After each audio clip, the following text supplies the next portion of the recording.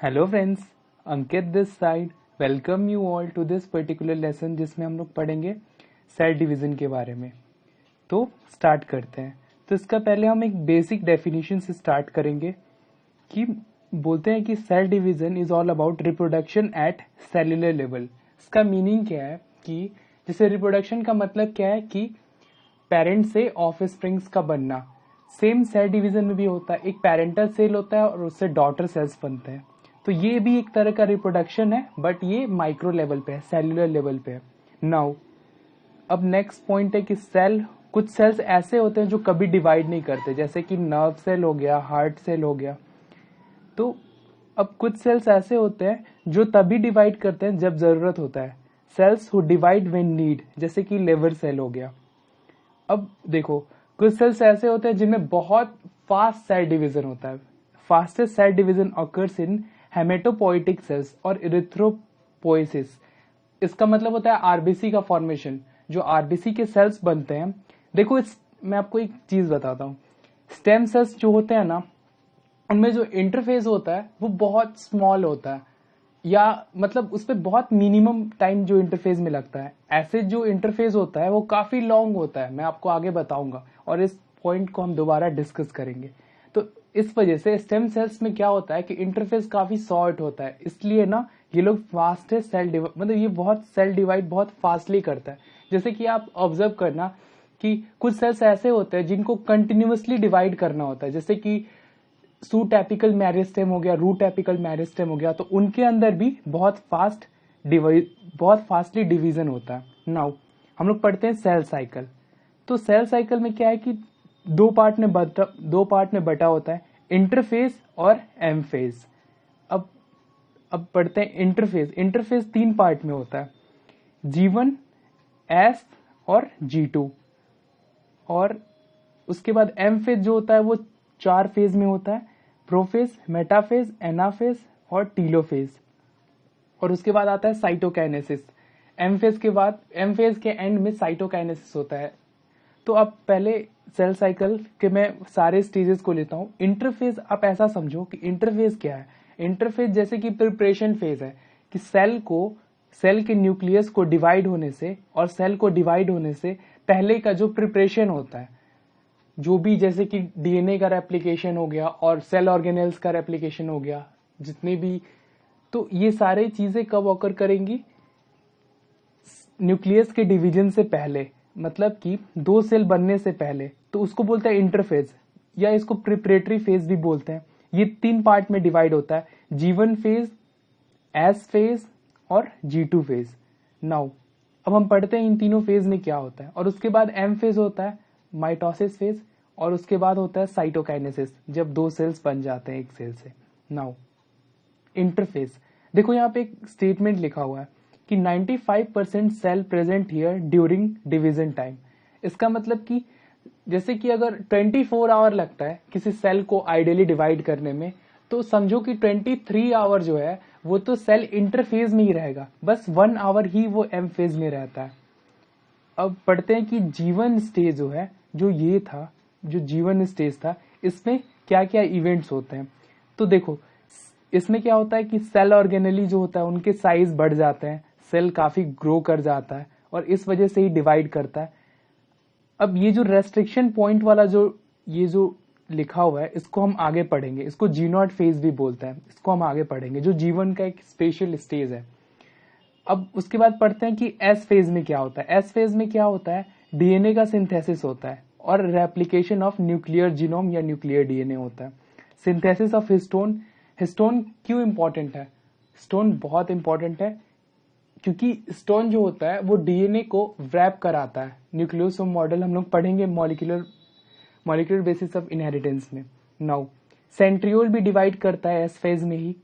अब बात करते हैं G2 में क्या होता है। G2 में special material required for synthesis of cell division prepare here. जैसे कि कुछ स्पेशल मटेरियल्स हो गए जो कि डिवीजन के लिए रिक्वायर्ड है, जैसे कि एस्टर फाइबर्स, जो कि जाके अटैच होते हैं सेंट्रोमियर से सारे क्रोमोसोम्स के, वो इम्पॉर्टेंट है, वो यहाँ पे बनता है।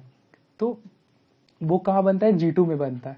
अब आप ऐसा G1 और G2 का फुल फॉर्म क्या है, इसको ऐसे गैप फेज भी बोलते हैं, गैप फेज 1, गैप फेज 2, और एस फेज का मतलब होता है कि synthesis phase. Why synthesis? Just because here DNA synthesis will occur. Now अब G0 फेज, मैंने आपको बताया था कि रेस्ट्रिक्शन पॉइंट वाला हम डिस्कस करेंगे।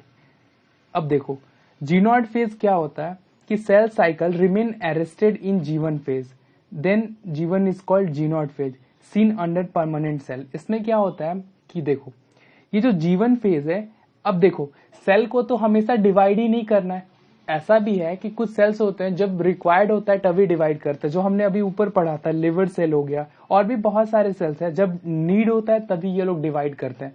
तो इनको क्या होता है कि इनको अ काइंड ऑफ इंटरफेस से अलग रहना पड़ता है। तो G1 फेज का ही एक स्पेशल इवेंट है, एक स्पेशल स्टेज है, जैसे आप एज्यूम करो कि वो इधर है, और ये क्या होता है कि इसको G0 फेज बोलते हैं, क्विसेंट स्टेज बोलते हैं। इसमें सेल्स रहते हैं जब उनको डिवाइड नहीं करना होता है, और जब डिवाइड करना होगा तो सिग्नलिंग आएगा, तो वो G0 से जंप करके फिर किस में चला जाएगा, G1 में चला जाएगा, फिर G1 से S में जाएगा, और S से फिर G2 में जाएगा, और देन क्या G2 से फिर M में चला जाएगा और वो डिवाइड करेगा। तो ये था, होप आपको समझ आ रहा होगा। अब ये समझो कि जैसे कि ईस्ट जो होता है वो 90 मिनट में ही उसमें डिवीजन होता है, पर हम लोग टिपिकली अगर सेल देखते हैं, अगर यूकैरियोटिक सेल देखते हैं, तो उनमें डिवीजन में कितना टाइम लगता है, ऐसे एज्यूम करते हैं कि 24 आवर लगता है। तो आप समझो कि 23 आवर जो है वो इंटरफेज में ही सेल रहता है, मतलब प्रिपरेशन में रहता है। आप ऐसा सोचो कि आप एग्जाम के लिए पूरे ईयर प्रिपेयर करते हो और परफॉर्म कितने देर करते हो, ओनली 3 आवर 4 आवर एग्जामिनेशन के टाइम में ही। तो एज सच एज सेम ही है, इसमें भी प्रिपरेशन, हमेशा प्रिपरेशन में ज्यादा टाइम लगता है एज कंपेयर टू परफॉर्म करने में। नाउ हम पढ़ लिए, अब हम पढ़ते हैं कि क्या होता है एस फेज में। देखो अब जैसे कि मैं आपको बताता हूं, आप ध्यान से समझना कि ये जो है, ये जो सिंगल ये जो 4 क्रोमेटिड बना हुआ है, ये क्या है, ये अनडुप्लीकेटेड डीएनए है। जैसे कि ये G1 में क्या रहता है कि देखो ये 4 जो क्रोमोसोम्स हैं, अब ये चारों क्रोमोसोम्स क्या है, अनडुप्लीकेटेड डीएनए। अब एस फेज में क्या होगा, इसका डुप्लीकेशन होगा, और देखो डुप्लीकेशन के बाद यहाँ पे एक एक्स्ट्रा सिस्टर क्रोमेटिड आ गया। अब इसको समझो, इन दोनों के बीच में मैं आपको बताता हूं कि G1 और G2 में क्या क्या चेंजेस आए। पहले क्या होता है कि जो क्रोमेटिड होता है वो सिंगल क्रोमेटिड होता है, उसको बोलते हैं हम लोग मोनाड बोलते हैं, और इसमें देखो इसको डायाड बोलते हैं, एक सिस्टर क्रोमेटिड एक्स्ट्रा आ गया। नाउ इसका नेक्स्ट वाला डिफरेंस देखो, पहले G1 में क्या था, 1 क्रोमेटिड था इन ईच एवरी 4 क्रोमोसोम। देखो हर क्रोमोसोम में एक क्रोमेटिड है, यहाँ पे टोटल कितने क्रोमोसोम्स हैं, 4 क्रोमोसोम्स हैं, यहाँ भी 4 ही क्रोमोसोम्स हैं, लेकिन यहाँ पे 2 क्रोमेटिड इन एवरी 4 क्रोमोसोम। देखो यहाँ पे 4 क्रोमेटिड, यहाँ पे 2 क्रोमेटिड है चारों क्रोमोसोम में। और अब ये देखो ऐसा है, पहले ऐसा है, तो ये वाला जो है, मैं आपको ऐसे समझाता हूं, ये वाला देखो, पहले ये वाला है, बीच में सेंट्रोमियर, और देन ये क्या है, मोनाड है, एक सिंगल अनडुप्लीकेटेड डीएनए है, एक ही क्रोमोसोम है ये। अब ये देखो, ये क्रोमोसोम एस फेज में क्या होगा, इसका डुप्लीकेशन होगा, तो डुप्लीकेशन होगा डीएनए का, और ये G2 में कैसा ऑब्जर्व होगा, देखो इसका एक एक्स्ट्रा सिस्टर क्रोमेटिड भी आ गया, और ये रहा बीच में सेंट्रोमियर। अब देखो क्रोमोसोम तो अभी भी एक ही है, पहले भी एक क्रोमोसोम था, अभी भी एक ही क्रोमोसोम है G2 में भी। वही मैं भी कहना चाह रहा हूं कि देखो प्लॉइडी क्या रहता है, 2n है, इधर भी प्लॉइडी 2n है। इसका मतलब कि नंबर ऑफ क्रोमोसोम चेंज नहीं हो रहा है, पहले भी 4 क्रोमोसोम था और अभी भी कितना क्रोमोसोम है, 4 ही क्रोमोसोम है। अब नेक्स्ट डिफरेंस पढ़ते हैं कि डीएनए कंटेंट, ये इंपॉर्टेंट है, 2C है और यहाँ पे 4C हो गया। अब आप देखो यहाँ पे क्या हो रहा है, डुप्लीकेशन हो रहा है डीएनए का। तो पहले जो यहाँ पे जो एक क्रोमोसोम है, जैसे कि वो 1 डीएनए को रिप्रेजेंट कर रहा है, तो यहाँ पे G2 में क्या हो रहा है, एक्चुअली ये एस फेज में हो रहा है, पर हम G2 की बात करते हैं, एस के बाद G2 में वही कंटिन्यू करेगा। तो पहले यहाँ पे क्या हो रहा है, जैसे आप एज्यूम करो यहाँ पे 1 डीएनए था, तो यहाँ पे कितना डीएनए हो गया, 2 डीएनए हो गया, डबल हो गया। तो नंबर ऑफ क्रोमोसोम तो सेम ही है, बस अमाउंट ऑफ डीएनए जो है वो डबल हो रहा है। देखो यहाँ पे डीएनए कंटेंट 2C है, जैसे कि एज्यूम करते हैं, जैसे हम लोग मैथ्स में पढ़ते हैं ना कि let the number be X, तो वैसे भी let the amount of DNA be X, तो ऐसे यहाँ पे एज्यूम करें कि let the amount of DNA be 2C, और इसका क्या हो रहा है, डबल हो रहा है, एग्जैक्ट डबल हो रहा है, तो यहाँ पे क्या हो जाएगा, 4C हो जाएगा वही amount, simple.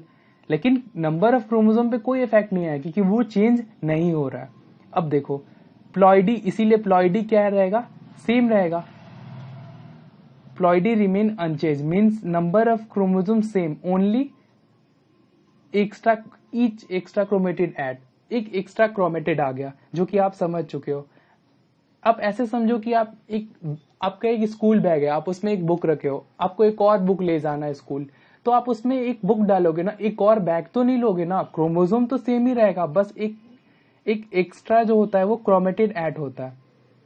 May be hope आप समझ, देखो यहाँ पे 4 क्रोमोसोम है, यहाँ भी 4 ही क्रोमोसोम है, बस एक एक्स्ट्रा सिस्टर क्रोमेटिड ऐड हो गया। So this is all about interphase and cell division और फर्स्ट लेक्चर। तो स्टे ट्यून, कीप लर्निंग।